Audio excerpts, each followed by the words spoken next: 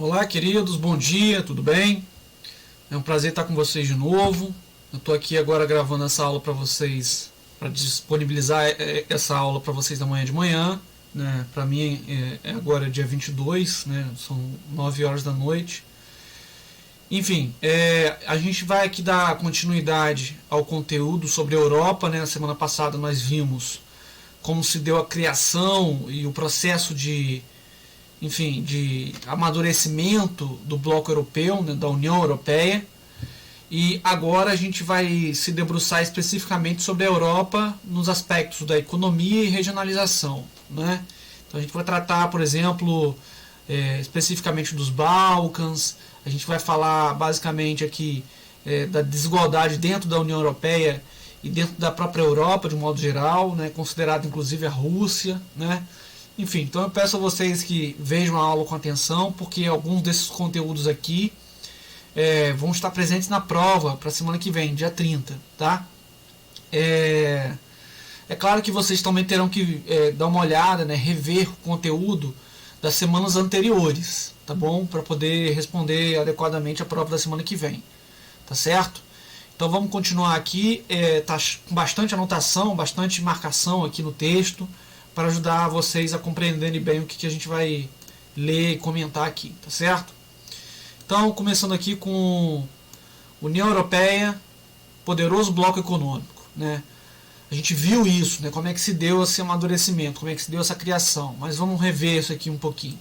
Com mais de 511 milhões de habitantes em 2017, dos quais uma parcela significativa tem alta renda mensal, a União Europeia dispõe de um mercado interno numeroso e com grande poder aquisitivo, o que influencia diretamente os rumos da economia mundial.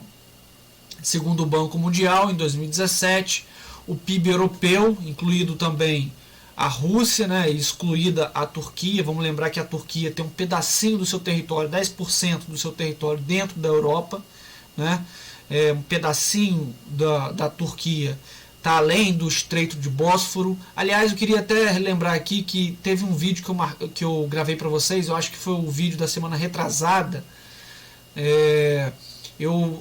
Inclusive, depois eu botei isso nos comentários, né? Eu disponibilizei esse vídeo, um vídeo longo, né, que eu comentava ali a regionalização, os aspectos físicos, naturais da Europa. Eu falei erroneamente que o Estreito de Bósforo pertencia à Rússia. Obviamente que isso é um erro crasso, um erro gravíssimo, mas eu corrigi isso nos comentários.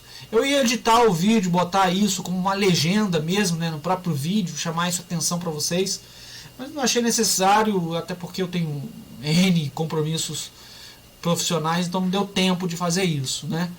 No futuro, quem sabe, quando os vídeos tiverem uma edição melhor, tá bom? Mas enfim, um pedacinho da Turquia está na Europa, né? O pedacinho que está além, está ao norte do Estreito de Bósforo. Mas aqui para esses dados aqui de 2017, esse pedacinho da Turquia não foi considerado porque é um pedaço minúsculo do território turco, tá? Enfim, dando continuidade aqui, ó. Segundo o Banco Mundial, em 2017, o PIB europeu, incluído o PIB russo e excluído da Turquia, foi de 20,9 trilhões de dólares. Né? Os 28 países da União Europeia foram responsáveis por 82% desse total, né? Quase 83% desse total. Lembrem-se que não é toda a Europa que aderiu à União Europeia, tá bom? Então, ó, desses quase 21 trilhões, mais de 17 trilhões corresponde ao PIB de países que compõem a União Europeia, tá? E no mesmo ano, no ano de 2017, esse valor de 20,9 trilhões de dólares corresponde a 21,4% do PIB mundial, né? Que é de 80,7, né, trilhões de dólares. E eles só são, salvo engano, só são superados pelo PIB dos Estados Unidos, né, que é de 24%. A participação do Brasil no PIB mundial em 2017 foi de aproximadamente 2,6 trilhões de dólares. Né? Perdão, 2,6% do PIB do mundo. Né? Bom, o comércio externo da União Europeia corresponde a cerca de um terço do total mundial, Seria bom se eu pudesse exibir aqui para vocês as rotas comerciais. Se vocês veriam, por exemplo, que há é muito claro nesse mapa que há uma aglomeração comercial, vamos dizer assim, ou uma área de convergência comercial, né, onde se pratica, onde se tem muito comércio na Europa, no Japão, na América do Norte, especificamente Canadá e Estados Unidos, né? São áreas de intenso dinamismo comercial, né? Então, é isso que esse parágrafo está dizendo, né? O comércio externo da União Europeia corresponde a cerca de 1/3 do total mundial, o que torna o bloco uma potência comercial. Apesar dos indicadores positivos, não há homogeneidade no bloco, né? Apesar de ser essa potência comercial, a Europa não é toda igualitária, né? Tem desigualdade dentro da Europa, especialmente se você for comparar os países do oeste europeu com os países do leste europeu, né? É isso que vai mais ou menos demonstrar esse mapa aqui de baixo, né? É possível distinguir países em diferentes níveis de industrialização e a predominância de países com renda per capita elevada, né? Mas aqui ao oeste, né? Por exemplo, ó, se for olhar aqui, se desce para, estou falando aqui da Europa continental, né? Se for olhar aqui, vocês vão ver que os países do leste europeu têm um PIB em média menor, né? Um PIB per capita menor do que os países do oeste europeu, né? Ou seja, é uma clara demonstração de desigualdade, né, dentro do bloco europeu. Muito embora não é o PIB per capita que define a qualidade de vida da população de um determinado país. Isso a gente já discutiu em algum momento, né? Às vezes um país tem um alto PIB per capita, mas na prática a desigualdade é muito grande, né, entre os cidadãos desse país, que ocorre na sociedade desse país. Porque, no final das contas, essa riqueza não é irmãmente, igualmente distribuída, como supõe esse dado, né, do PIB per capita. O que é o PIB per capita?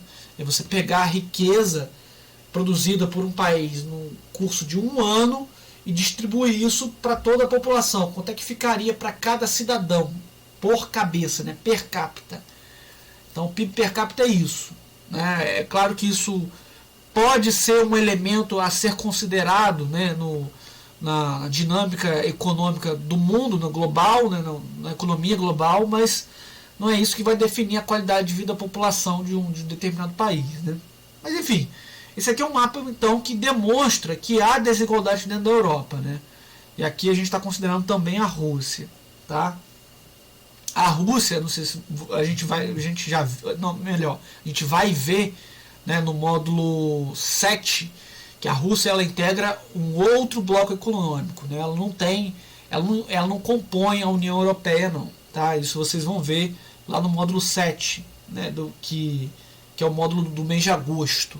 Ela compõe a CEI, né, a Comunidade dos Estados Independentes, que surge a partir da desintegração da União Soviética. Mas enfim, esse é um papo para agosto, tá bom?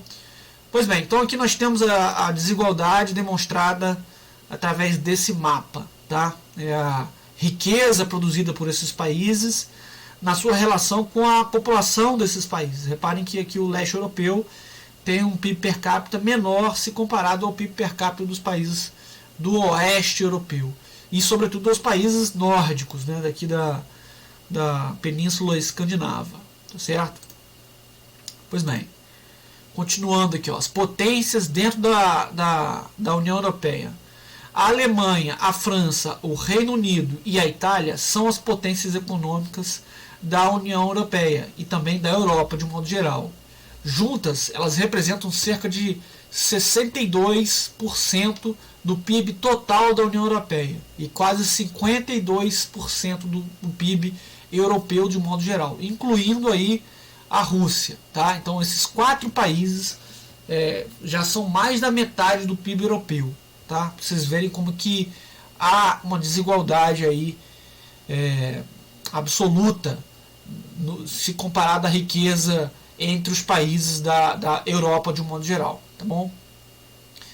Nesse grupo de 4 países, destacam-se Alemanha e França, que além de, gravei isso aqui em vermelho, que isso aqui é importante, além de terem esses 2 países desempenhado papel central na formação da União Monetária, ou seja, a União Europeia é também uma união é uma união monetária, porque adota uma única moeda, que é o euro, né? São 2 países, portanto, que lutaram de forma bem vigorosa para a adoção de uma única moeda, exercem até hoje grande influência sobre as decisões comunitárias relativas à política externa. Ou seja, são países que têm muita força dentro da União Europeia e acabam determinando os rumos das políticas externas, das políticas adotadas pelo bloco em relação a outros países, né, de fora do bloco, certo? Então são países com uma força muito grande dentro do bloco. Nos últimos anos, esses 2 países vêm procurando reforçar um posicionamento europeu em questões internacionais, oferecendo assim uma alternativa à escalada do poderio militar e diplomático dos Estados Unidos. Ou seja, eles vêm tentando fazer frente à hegemonia uma hegemonia pretensa, né, dos Estados Unidos no cenário global, né?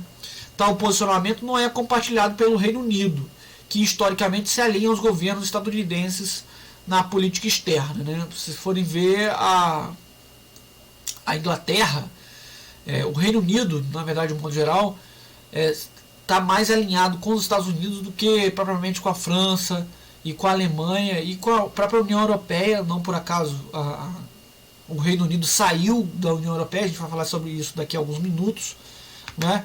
Mas apesar de ser vizinha, né, apesar do Reino Unido ser vizinho desses países europeus, tem uma relação histórica muito mais próxima com os Estados Unidos do que com os seus vizinhos europeus, né?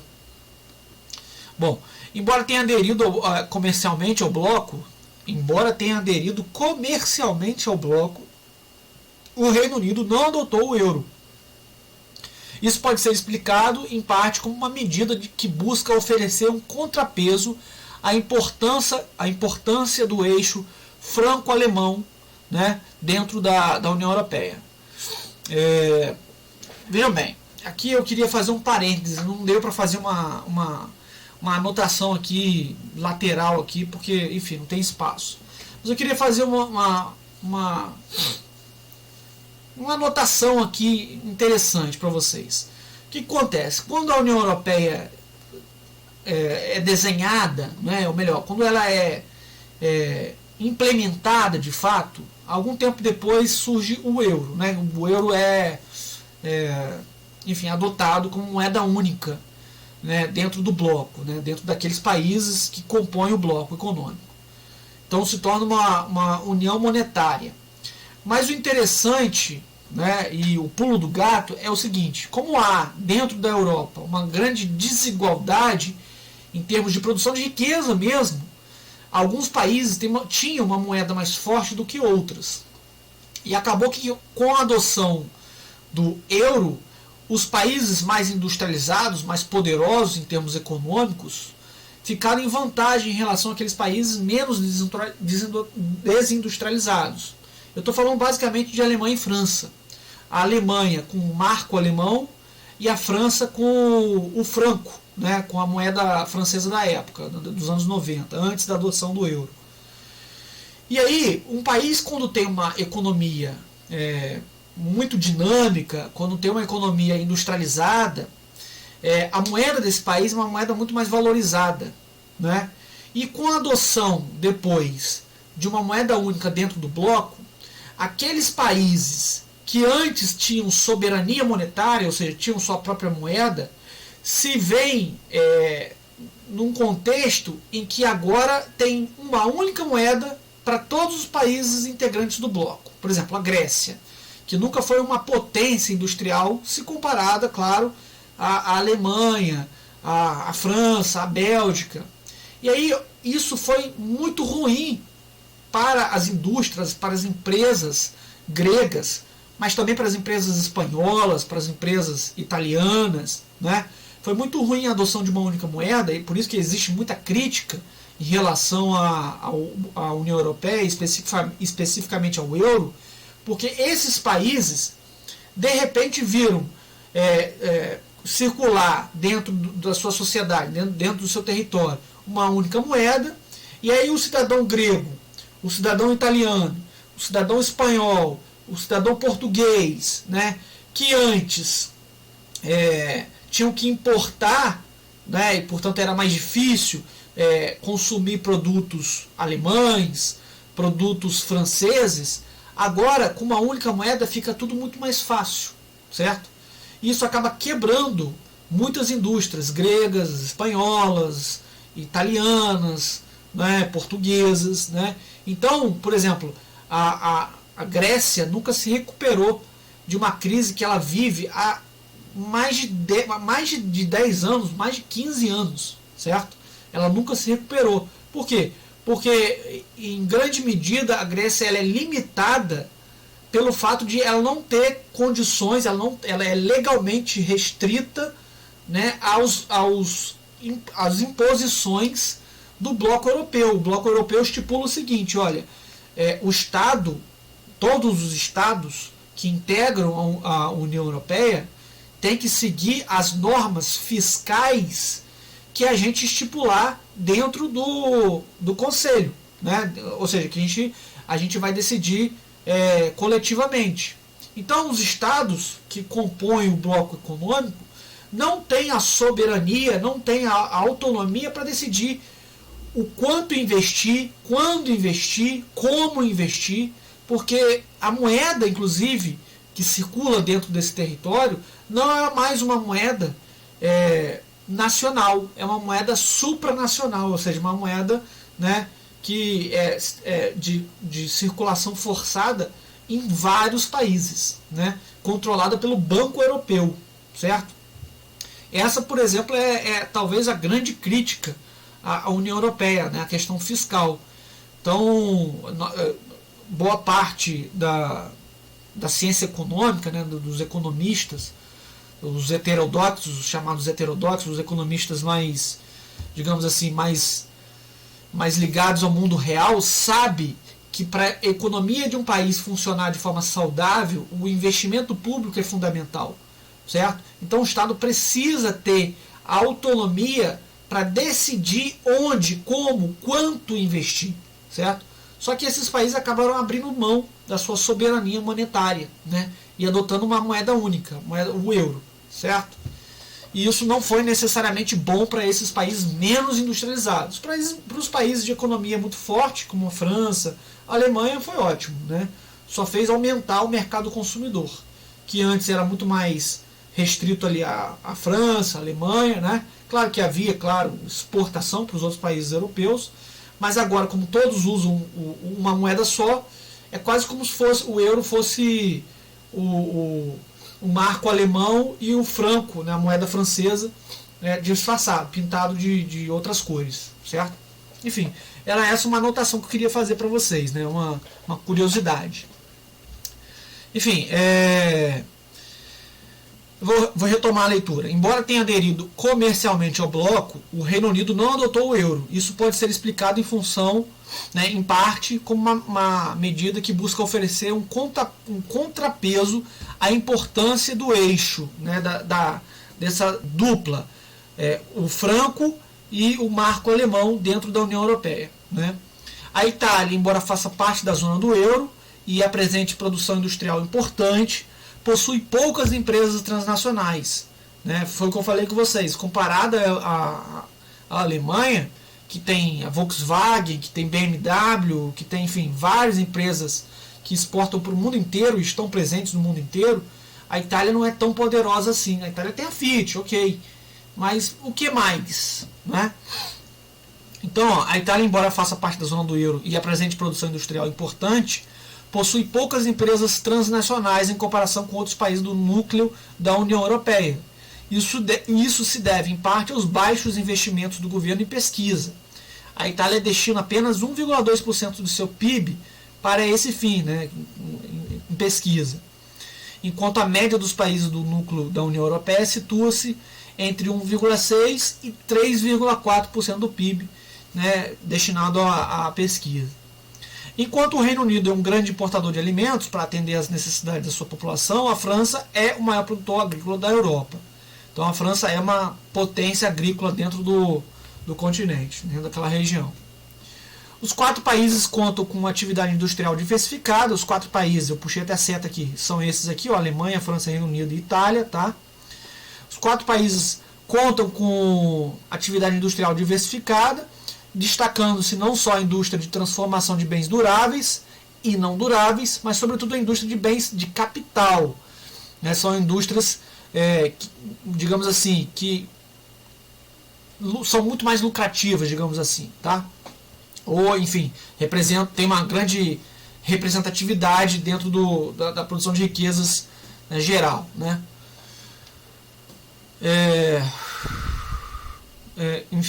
Mas sobretudo de indústria de bens de capital ou de produção, máquinas e equipamentos.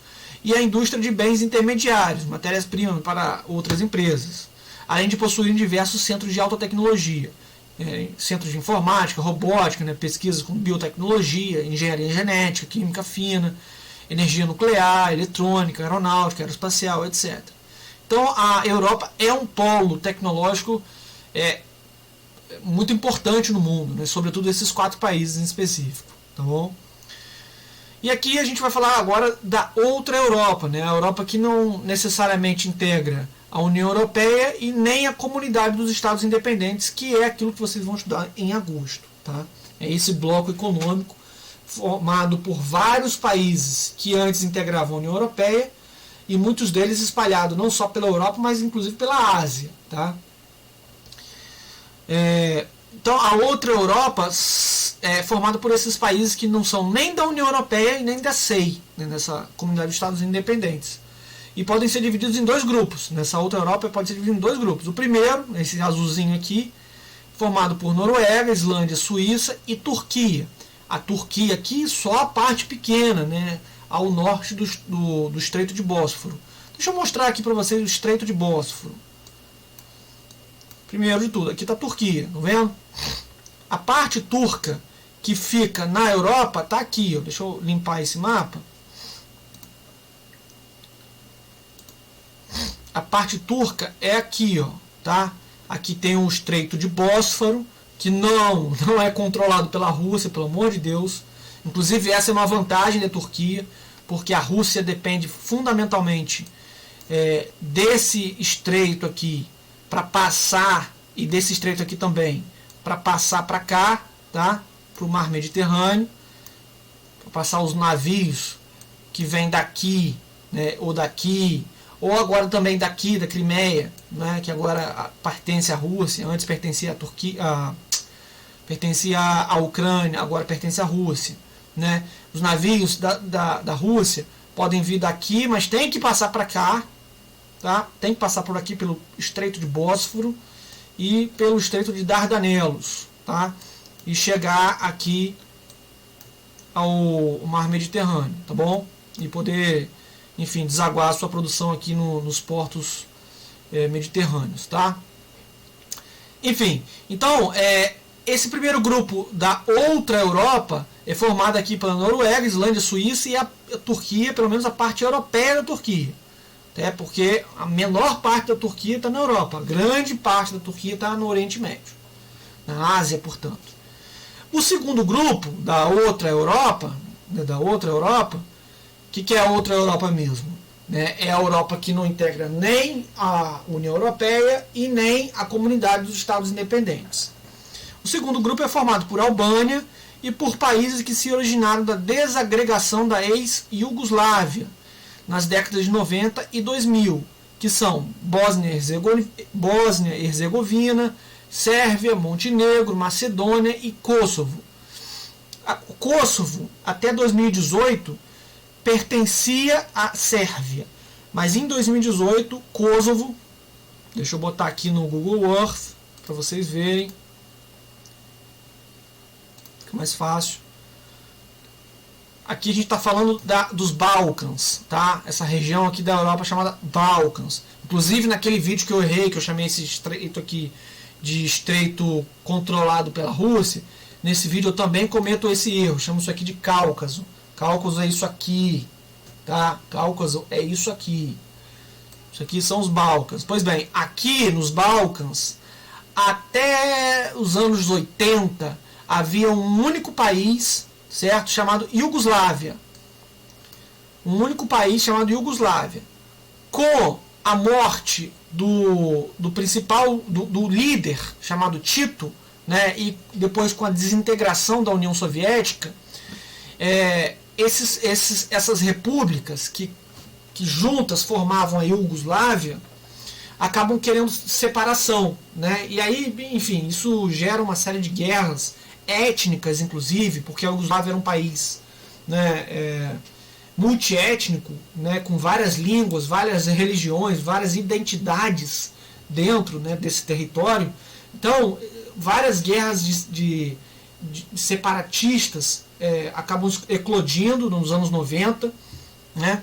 E inclusive há um genocídio, ocorreu aqui um genocídio aqui na Bósnia, e depois uma guerra violentíssima aqui da Sérvia contra o Kosovo, né, que estava declarando separação em relação à Sérvia, enfim, uma série de guerras que surgiram a partir da morte desse líder chamado Joseph Tito, né, lá em 1980, tá bom? E que depois essas guerras acabaram se intensificando a partir do fim da União Soviética, né, nos anos 90, em 91. Então essa é a outra Europa, né? É o segundo grupo da outra Europa. O primeiro grupo é o que a gente vai ver agora. Quais são os países integrantes da outra Europa, esses em azul aqui? Noruega, Islândia, Suíça e Turquia. Vamos à Noruega, localizado no Atlântico Norte. Aqui, ó. Isso aqui é a Noruega, fica lá no norte da Europa, fica no Atlântico Norte. Isso aqui é o Oceano Atlântico, certo? Aqui a gente está falando do Oceano Atlântico. Aqui ela fica na Península Escandinava. Então a Noruega está aqui, localizada no Atlântico Norte.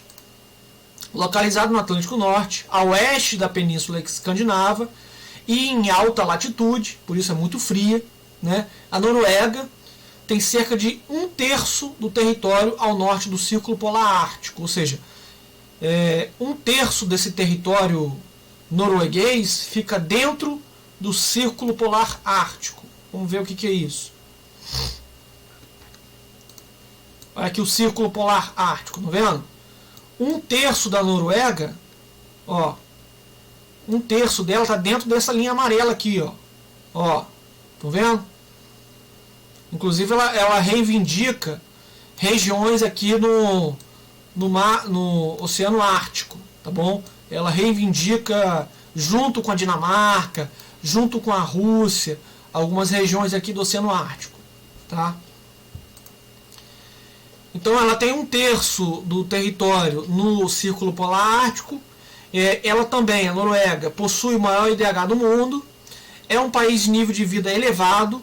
As principais atividades econômicas são a extração de petróleo, de gás natural, a pesca e a produção de eletricidade, exportada para a União Europeia. Destaca-se ainda em sua forte marinha mercante. Tá?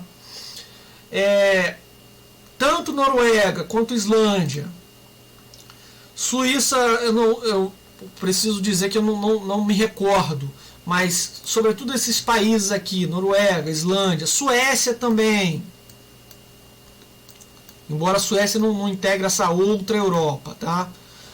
Suécia também, Finlândia também, são países em que o estado de bem-estar social é muito forte, ou seja, o Estado investe em qualidade de vida para a população, saúde pública, educação pública, né, enfim, alguns benefícios para os trabalhadores, inclusive de incentivo à natalidade, para aumentar as taxas de natalidade, porque nesses países a taxa de natalidade é muito baixa, né, enfim, uma série de direitos conquistados pelos trabalhadores desses países que confere a eles uma qualidade de vida muito alta. Esses direitos, obviamente, são garantidos pelo Estado, tá? Aposentadoria, enfim. Agora, o segundo país dessa outra Europa, a Islândia, com apenas 340 mil habitantes e elevado nível de condições de vida, a Islândia localiza-se no extremo norte do Oceano Atlântico. E a sua economia tem por base a pesca. Vamos ver onde que fica a Islândia. A Islândia é interessante, gente. Ela é muito interessante. Não sei se vocês vão acompanhar aqui, não sei se vocês vão conseguir ver.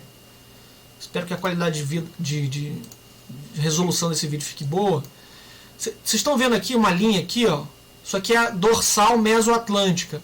É a fronteira, digamos assim, entre as placas tectônicas da América do Sul e da África. Aí depois da América do Norte e europeia, né? Enfim. Então, isso aqui é a fronteira de placas tectônicas. Essa placa aqui, por exemplo, ela está indo para lá. E essa placa aqui, por exemplo, ela está indo para cá. Certo? Agora, se vocês forem ver, a Islândia está no meio. Né? Ou pelo menos uma parte da Islândia, é porque aqui não vai mostrar direitinho, mas tem uma parte da Islândia que está no meio dessas duas placas tectônicas. É interessantíssimo. Né? Tem até uma reportagem feita pela Globo, em algum programa desses jornalísticos da Globo, tipo Globo Repórter, em que o mergulhador vai no meio dessas placas tectônicas. Muito interessante. Né? Ele bota a mão nas duas placas tectônicas, a europeia e a norte-americana. Muito interessante.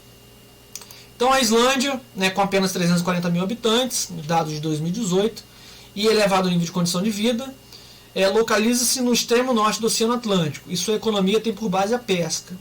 Além de geleiras, a Islândia tem vulcões em atividade e geysers, né, que são fontes de água quente com erupção periódica, né, cujo calor é aproveitado para aquecimento de estufas onde são cultivadas plantas e também para aquecimento doméstico. Tá bom? Também é um país de elevado estado de bem-estar social. Né? A Suíça, com PIB de 678,9 bilhões de dólares e 8,2 milhões de habitantes em 2017, é localizada na parte central da Europa e é um país de elevado nível de vida.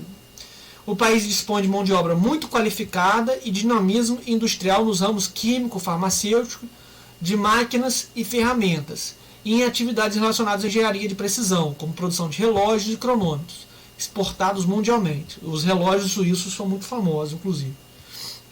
Com um setor de serviços bastante desenvolvido, a Suíça tornou-se uma potência bancária. Né? O setor de serviços, eu não sei se vocês se lembram, vamos lembrar aqui, quais são os três setores da economia.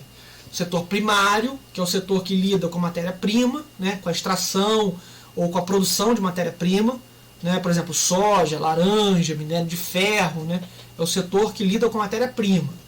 O setor secundário é o setor que transforma a matéria-prima.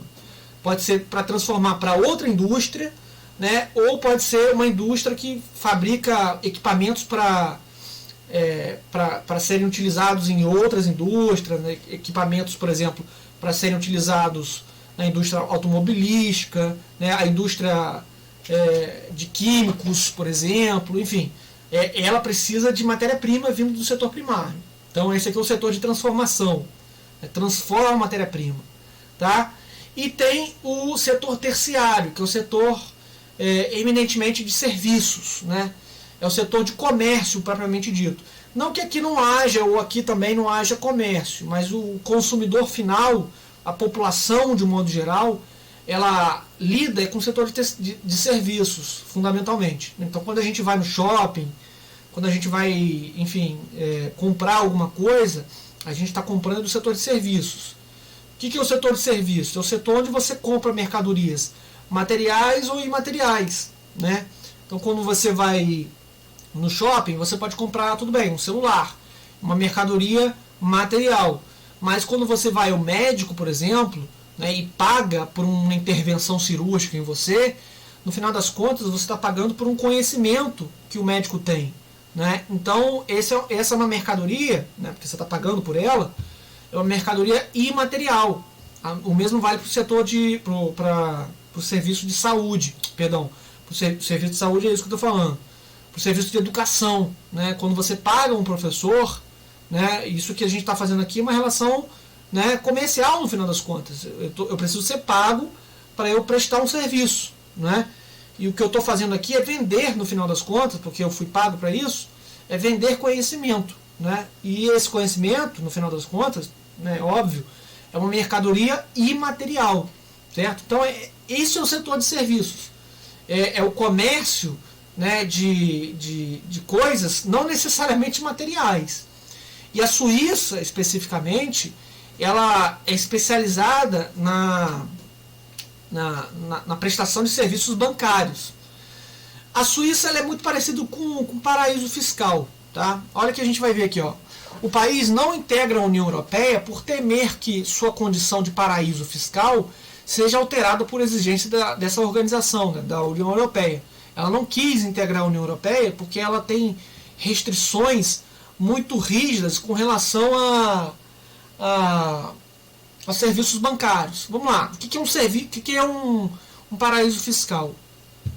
Os paraísos fiscais eles são territórios, mundo afora, onde você não precisa declarar de onde vem o dinheiro que você está depositando. Né? Por exemplo, supondo que eu chegue lá com $1 bilhão e queira depositar nesse lugar.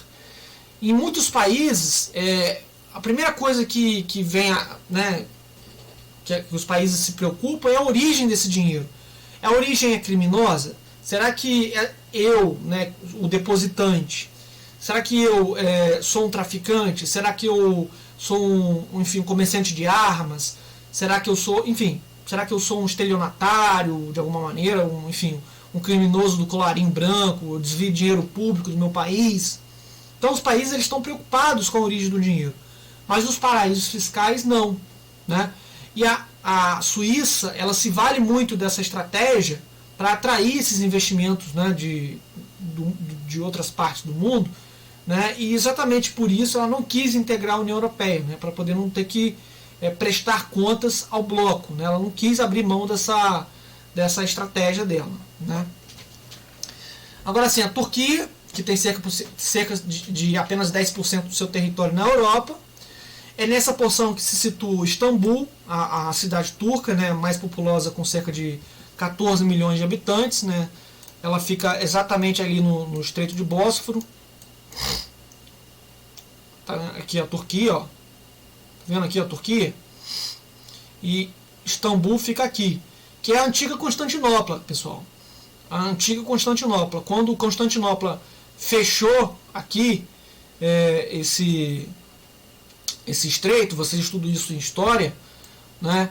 A América ela teve que buscar outras rotas para a Ásia, né?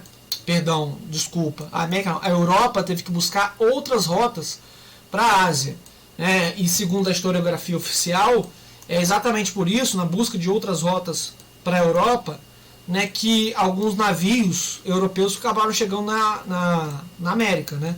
O primeiro navio de Cristóvão Colombo em 1492, né?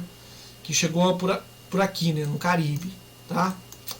Enfim, então Turquia, a gente está falando aqui basicamente dos 10% do território turco que integra a Europa, não integra a União Europeia ainda, ela está tentando entrar na União Europeia só por causa desse pequeno território aqui, tá? E esse Estreito de Bósforo é controlado de novo por Istambul, por Turquia, né? A parte europeia da Turquia está separada da porção asiática pelos estreitos de Bósforo e Dardanelos. Aqui o estreito de Dardanelos, aqui, ó. Então essa aqui é a parte europeia da Turquia. E esses estreitos permitem a comunicação entre o Mar Negro e o Mar Mediterrâneo, tá? São esses estreitos que permitem os navios de Ucrânia, de Romênia, né, desses países aqui do Cáucaso, por exemplo, Geórgia, né, da Rússia, claro. Esses estreitos que permitem esses navios todos chegarem aqui, né, que é, no final das contas, a região comercial, uma região comercial muito interessante, né? E permite inclusive que esses navios cheguem também ao Oceano Atlântico, tá? Permite que eles cheguem ao Oceano Atlântico, tá? Quem sabe até para poder chegarem aos Estados Unidos. Embora seja até mais fácil você tentar chegar ao mar, né, do norte aqui, para chegar à América por aqui por cima, né, pelo norte. Enfim. Há anos a Turquia vem tentando ingressar. Perdão, deixa eu voltar aqui. Ó. Por serem a única rota marítima da Ucrânia, da Rússia, da Geórgia, da Bulgária e da Romênia para o mar Mediterrâneo, esses dois estreitos, o Estreito de Bósforo e de Dardanelos, têm muita importância geopolítica e comercial, né, na região. Então a Turquia, controlando esses estreitos, ela tem uma vantagem geopolítica, ou seja, uma vantagem na sua relação com outros concorrentes comerciais muito interessante, né? Porque, por exemplo, numa eventual briga com uma Romênia, por exemplo, ou com uma Geórgia, enfim, com uma Ucrânia, ela pode perfeitamente criar restrições aí no trânsito dos navios desses países, né? Há anos a Turquia vem tentando ingressar na União Europeia e, entretanto, essa instituição, né, a União Europeia, faz uma série de exigências ao país, né, pretendente, na Turquia. Quais são as exigências? Ter regime político plenamente democrático, respeitar os direitos humanos. Isso aqui é fundamental, né? Isso aqui a gente vai desdobrar aqui nesse parágrafo aqui, nessas linhas em vermelho. Mas também combater a corrupção administrativa, controlar a inflação, etc. Principalmente na questão dos direitos humanos, como eu falava, a Turquia apresenta problemas.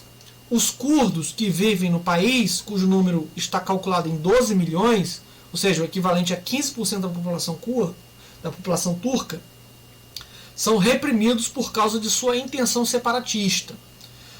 Espalhado pela Turquia toda, né, ou melhor, pelo leste turco, né, pela Armênia, pelo Iraque, pelo Irã e pela Síria, os curdos formam um povo sem Estado. Ou seja, esses estados por onde esse povo está distribuído, esses estados não reconhecem que esse povo tem direitos sobre esse território.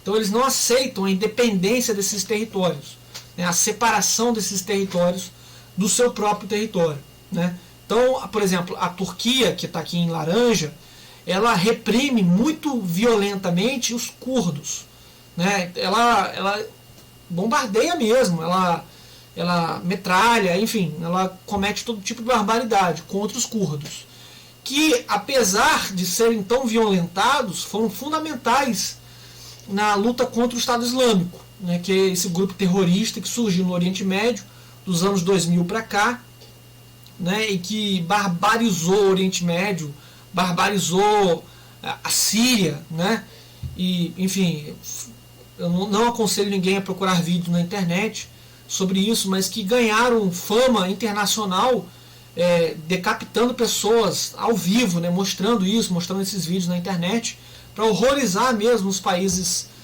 ocidentais, né, especialmente os países mais alinhados com a Rússia, por exemplo, né?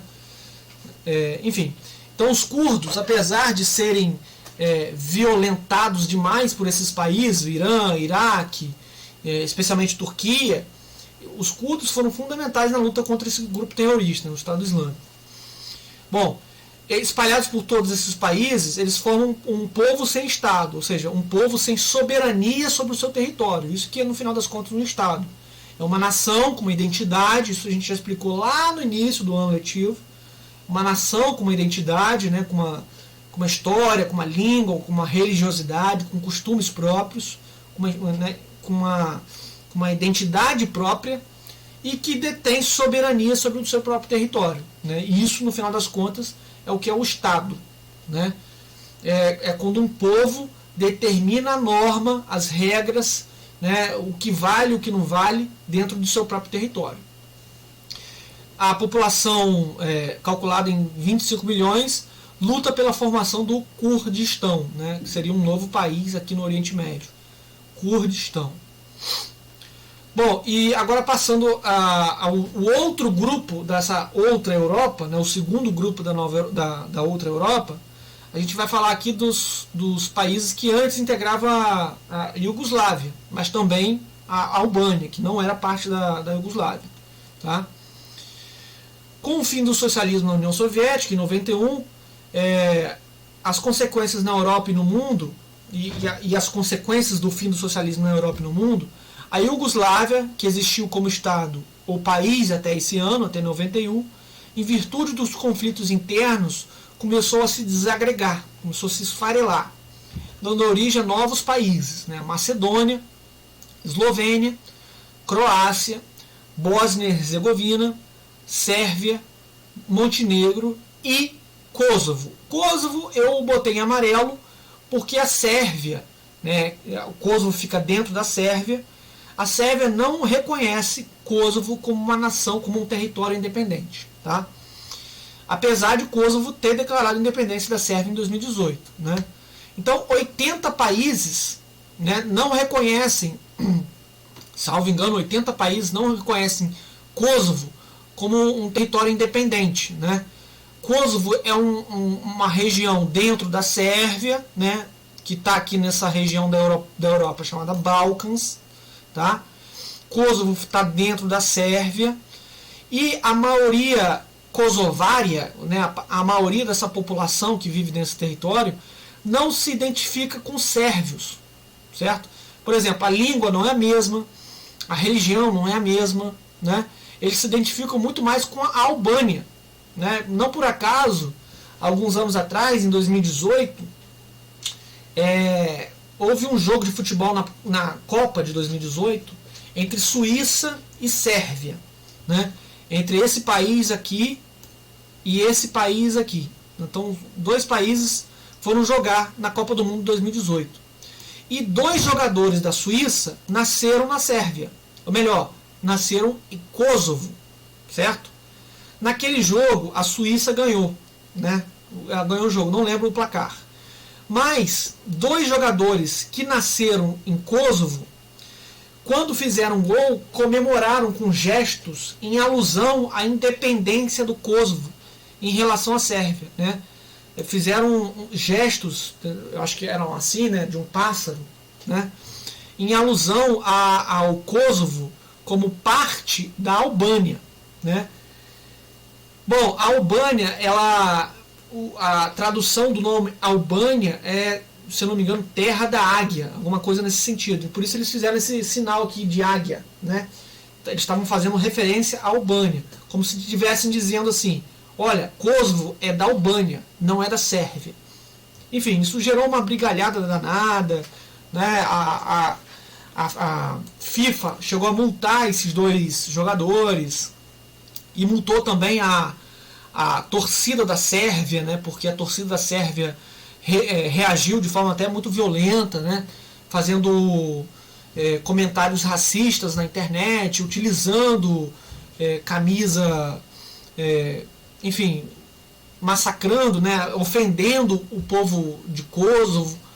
Enfim, é uma briga que está aqui ainda hoje, nos dias de hoje, apesar de Kosovo já ter declarado independência em relação à Sérvia. Mas nem todos os países reconhecem isso. Tanto é assim que o Google Earth aqui, ó, se vocês forem ver, não tem uma linha única, uma linha... a linha aqui ela está tracejada, tá vendo? Porque esse território aqui está em disputa. Toda vez que vocês virem isso no Google Earth, vocês vão saber que isso aqui é território em disputa. Tá? Então esse território aqui está em disputa ainda.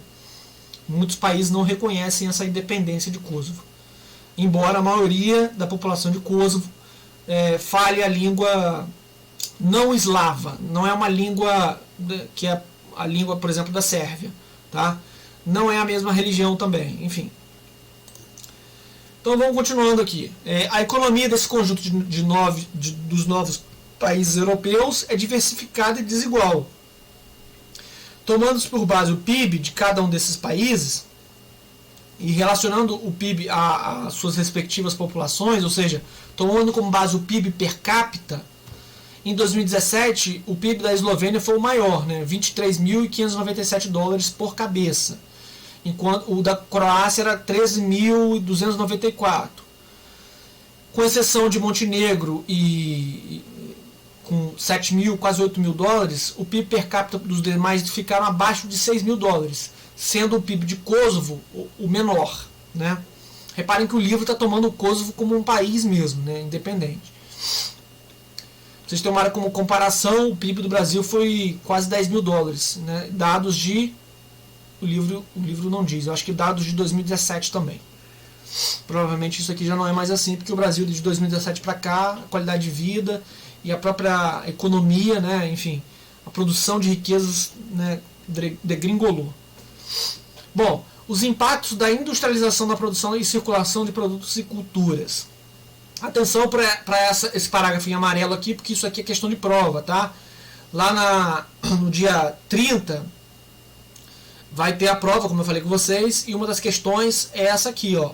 A Europa é o berço da passagem da produção manufatureira para a produção maquinofatureira, ou seja, ela representa a região fundamentalmente onde ocorreram as primeiras revoluções industriais, né? O primeiro país, talvez, onde ocorreu essas inovações tecnológicas, né, do surgimento de máquinas, na produção de coisas, foi na Inglaterra, bom, no século XVIII ainda. É também um berço, juntamente com os Estados Unidos, o Japão e outros países, de novos processos industriais e de produtos e serviços com base na economia de conhecimento, ou seja, aquela economia assentada na revolução técnico-científico-informacional, que é aquele país que investe na produção de conhecimento, né, de ciência, de tecnologia, né? Muitos de vocês já notaram que não é o nosso caso, né? Nós somos o país que a despeito dos outros países, nesse momento, nós estamos investindo cada vez menos, né, em ciência, em tecnologia, né? Pra vocês terem uma noção, a UFRJ, por exemplo, está correndo o risco de fechar, né? Esse é o Brasil de 2021. As universidades brasileiras estão caindo aos pedaços, né? Essa que é a questão, né? Isso em plena pandemia, né? Quando a ciência é mais exigida, né? Quando a ciência tem mais para oferecer, quando a gente mais precisa dela, né? Afinal das contas, gente, é a ciência que salva, tá bom? A Europa enfrenta forte concorrência mundial em relação à produção científica, tecnológica e de inovação. Ela é ultrapassada em ciência, tecnologia e inovação pelos Estados Unidos, Canadá, Japão, Coreia do Sul e Austrália. Mas em relação aos 4 países emergentes, né, que são Brasil, Índia, Rússia, África do Sul, encontra-se bem acima, né? Considerando os países membros da União países membros da União Europeia, a dianteira em inovação e tecnologia, em inovação tecnológica, é ocupada por Suécia, Dinamarca, Finlândia, Reino Unido, Países Baixos e Alemanha. Ou seja, o que esse parágrafo diz no final das contas? Que a Europa ainda é um polo tecnológico importantíssimo. Tanto é assim que vários desses laboratórios que vendem vacina para o mundo inteiro, vários desses laboratórios, muitos deles pelo menos, vêm da Europa. Alguns já são chineses, alguns ainda, obviamente, são americanos, etc. Mas muitos ainda são da Europa, certo? Embora a Europa tenha agora muita concorrência, ela ainda é um player, ou seja, ela ainda é estou falando aqui do bloco como um todo, né? Embora haja desigualdade dentro dela, é isso que esse mapa mostra. Dentro da Europa tem desigualdade, tem países com mais inovação, mais investimento em tecnologia, em ciência do que outros. É o caso da Itália, por exemplo, comparado com a Alemanha, né? Mas no mundo, de um modo geral, a Europa já tem muita concorrência, embora ainda seja um player, né, um concorrente muito forte, tá bom?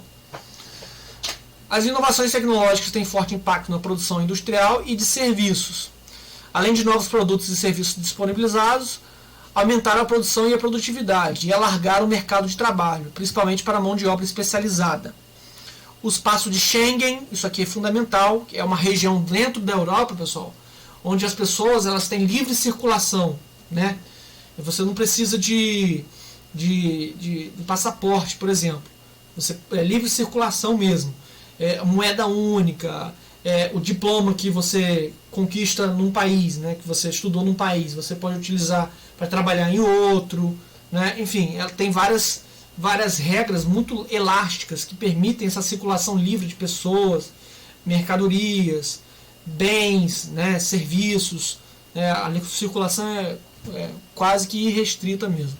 Então o espaço de Schengen, que é essa região de circulação bem fluida dentro da União Europeia e de outros países europeus que aderiram a ele, como vimos em ocasiões anteriores, permitiu a livre circulação de mão de obra e de pesquisadores de diversos países entre suas fronteiras, como também uma maior integração cultural entre os países, né, desse bloco, né, dessa região. Bom, e por último, a gente trata aqui do Reino Unido, né, a saída do Reino Unido da União Europeia. Embora o Reino Unido não tenha aderido integralmente à União Europeia, tá? Mas o Reino Unido agora saiu, né, formalmente, inclusive, da União Europeia. Vamos ler isso aqui. Por mais que a União Europeia tenha sido bem sucedida em ampliar o nível de desenvolvimento humano da maior parte dos países membros, sempre houve críticas em relação a certas políticas comuns. Lembra que eu falei das críticas? Olha elas aqui, ó. O rigor fiscal contra despesas públicas, a grande dependência de países economicamente mais frágeis e a obrigatoriedade de obedecer às leis e aos acordos internacionais nem sempre foram bem recebidos. O sucesso econômico do bloco e a política social inclusiva na maior parte dos países membros é outro também fator que atrai muitas críticas, né, de muitas pessoas, de muitos políticos, especialmente políticos de extrema direita, né? Por quê? Porque muitos cidadãos, muitos fugitivos, né, pessoas que estão fugindo de guerras, ou do desemprego, ou da fome, de países de fora, às vezes da Europa, vão buscar abrigo na Europa, né? Por exemplo, sírios, né, enfim, tunisianos lá na África, né, pessoas da África subsaariana de modo geral, né, enfim, pessoas de outras regiões do mundo vão procurar melhores condições de vida na Europa. E aí, bom, uma vez na Europa, o que se faz com essa gente toda? Né? Essa é uma preocupação desses políticos e dessas pessoas que se preocupam, né, com manter o distanciamento do resto do mundo. Né? Estou falando aqui de políticos de extrema-direita, né, que dizem assim, olha só, nós não queremos pessoas de outras religiões, de outras perspectivas culturais, né? Nós não queremos outras pessoas, inclusive aqui para concorrer com os nossos trabalhadores, para tirarem o emprego dos nossos trabalhadores. A gente precisa restringir, mas a União Europeia ela tem essa característica de integrar, né? Ou seja, de cada vez mais, né, busca isso, né, permitir a livre circulação de pessoas. E aí como é que você faz para poder impedir que entrem? Uma vez que entraram, como é que eu impeço, por exemplo, eu fazendo parte da União Europeia, impeço que sírios cheguem ao meu território? Não tem como. Então, esse também é um outro fator que fez com que os críticos ganhassem força, né? Sobretudo os críticos dentro do Reino Unido, que acabaram ganhando disputa e enfim, conseguiram tirar o Reino Unido da União Europeia, né? Porque tem essa preocupação com a migração, né? Migração de pessoas vindas de fora da Europa, né? Uma vez que elas chegam na Europa, elas têm o direito, né, segundo as regras da União Europeia, de circularem livremente dentro do bloco. Bom, aí no final das contas, esses países da União Europeia acabaram decidindo, para poder tentar amenizar, né, dirimir essa questão, né, humanitária, dividir o número de imigrantes, né? Se chegar, sei lá, 100 mil imigrantes, a gente tenta diluir essas pessoas na região, né? Dentro do bloco, né? Para poder não pesar muito sobre uma Alemanha, né? Para onde as pessoas querem ir em maior quantidade, né? Ou sobre uma França, vamos tentar distribuir esse contingente populacional, né? Para a Itália, para a Alemanha, enfim, para todos os países que integram esse bloco, tá bom? Mas a Inglaterra, perdão, o Reino Unido não quis, né? Não chegou a um acordo com a União Europeia, e também por isso, mas também por outras questões, o rigor fiscal é um deles, isso aqui é fundamental. O Reino Unido nunca quis abrir mão da sua moeda, né, e perder a sua autonomia, a sua soberania no modo como vai investir, né, onde vai investir, quanto vai investir. Né, o Reino Unido sabiamente não aderiu a essa estratagema da França e da Alemanha, né, de submeter os outros países à sua economia, né?